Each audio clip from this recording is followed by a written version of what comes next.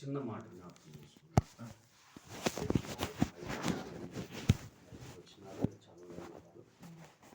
వాస్తవానికి క్రిస్మస్ దినం అని అంటే క్రీస్తు పుట్టుక గురించి కత్తులతో పొడిచి వ్యక్తి దారుణ హత్య వీడియో పుట్టుక రేయర్ కెమెరా ప్రీవ్యూ లోకంలో పుడతా ఉంటారు, కానీ యేసు ప్రభు వారి జన్మం అనేది చాలా అద్భుతమైనది.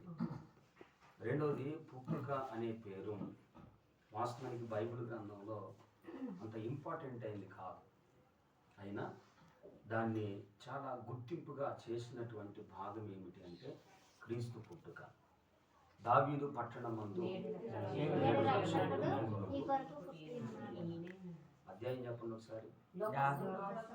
2వ అధ్యాయం వచనము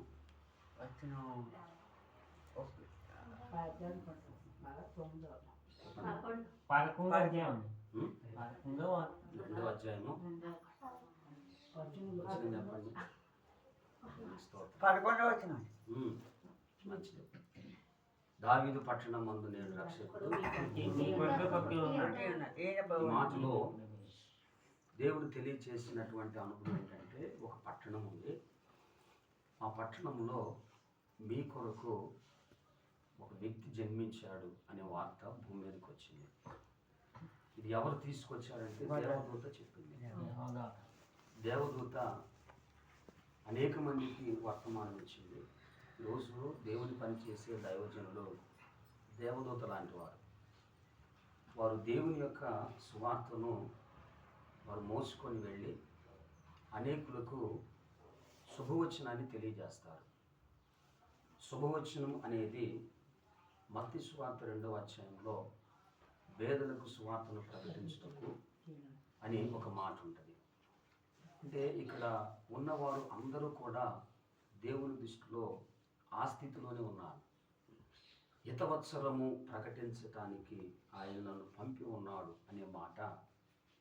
రెండోది, దావీదు పట్టణమందు నేడు రక్షకుడు మీ కొరకు ఉన్నాడు అనే మాట. రెండు ఒకటే, వార్తకు సంబంధించినవి. ఏమి వార్త అనంటే, మీ కొరకు కారణ జన్ముడు రక్షించే దైవం మీ జీవితాలను భవిష్యత్ కాలాన్ని రాసి నరకమునకు పాతాళమునకు వెళ్ళకుండగా ఆయన సన్నిధిలో మిమ్మల్ని నిలపడానికి, ఆ స్థితి స్థానంలోనికి తీసుకొని వెళ్ళటానికి వచ్చిన పుట్టిన దైవము ప్రభు అయిన యేసుక్రీస్తు.